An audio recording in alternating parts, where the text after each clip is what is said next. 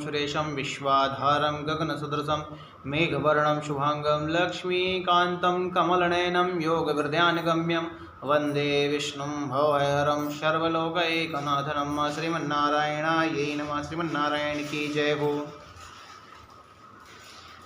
पद्म पुराण में कहा गया है, नौषधम न तपोदानम न माता न वाचा बांधवा शक्नुवन्ति परित्रातुम नरम कालेन पीड़ितम।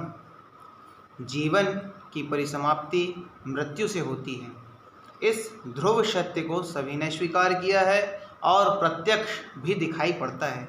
इसलिए काल मृत्यु से आक्रांत मनुष्य की रक्षा करने में औषधि, तपश्चर्या, तप, कर्म इत्यादि, दान और माता पिता एवं बंधु बांधव आदि कोई भी समर्थ नहीं होता है।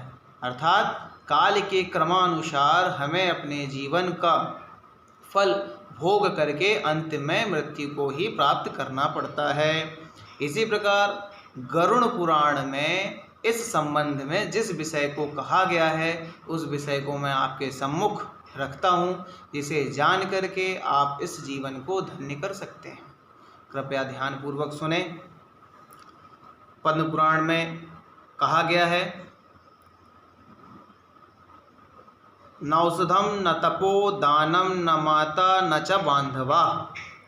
इसी प्रकार स्कंद पुराण में तत्क्षणात् सुवथ गृह्णात् शारीरम चातिवाहिकम अंगुष्ठ पर्व मात्रम तो स्वप्राणैरेव निर्मितम। जीवात्मा मृत्यु के पश्चात इतना सूक्ष्म होता है कि जब वह शरीर से निकलता है उस समय कोई भी मनुष्य उसे अपने चर्म चक्षुओं से देख नहीं सकता। यही जीवात्मा अपने कर्मों के भोगों को भोगने के लिए एक अंगुष्ठ पर्व, अंगूठे के मात्र परिमित आतिवाहिक सूक्ष्म अतीन्द्रिय शरीर को धारण करता है और जो माता पिता के शुक्र शोणित द्वारा बनने वाले शरीर से भिन्न होता है। इस अतीन्द्रिय शरीर से ही जीवात्मा अपने किए हुए धर्म और अधर्म के परिणाम स्वरूप सुख दुख को भोगता है। इसी सूक्ष्म शरीर से पाप करने वाले मनुष्य याम्य मार्ग की यातनाएं भोगते हुए यमराज के पास पहुंचते हैं एवं धार्मिक जन प्रसन्नता पूर्वक सुख भोग करते हुए धर्मराज के पास जाते हैं। साथ ही यह बात भी ध्यान देने योग्य है कि केवल मनुष्य ही मृत्युलोक के पश्चात एक अति सूक्ष्म आतिवाहिक अतीन्द्रिय शरीर धारण करता है और उसी शरीर को यम पुरुषों के द्वारा याम पथ से यमराज के पास ले जाया जाता है, अन्य प्राणियों को नहीं, क्योंकि अन्य प्राणियों को यह सूक्ष्म शरीर प्राप्त होता ही नहीं है। वे तो तत्काल दूसरी योनि में जन्म पा लेते हैं।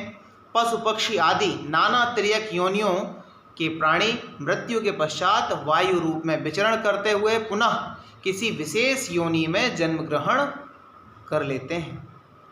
केवल मनुष्यों को अपने शुभ और अशुभ कर्मों का अच्छा अथवा बुरा परिणाम इस लोक और परलोक में भोगना पड़ता है। इसके विषय में विष्णु धर्मोत्तर में कहा गया है, मनुष्याः प्रतिपद्यन्ते स्वर्गम नरकमेव वा नैवान्ये प्राणिनः केचित् सर्वं ते फल भोगिनः शुभानां शुभमानां कर्माणां भृगुनंदन संजय क्रियते लोके मनुष्यैरेव केवलम् तस्मात् मनुष्यस्तु मृतो यमलोकं प्रपद्यते नान्या प्राणी महाभाग फलयोनो व्यवस्थितः।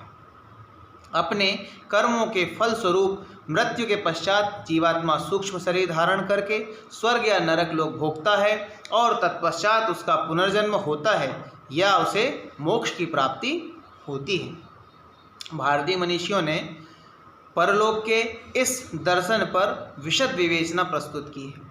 हमारे शास्त्रों में, पुराणों में मृत्यु स्वरूप मरणासन व्यक्ति की अवस्था और उसके कल्याण के लिए अंतिम समय में किए जाने वाले कृत्यों स्वरूप विविध प्रकार के दान आदि का निरूपण किया गया है।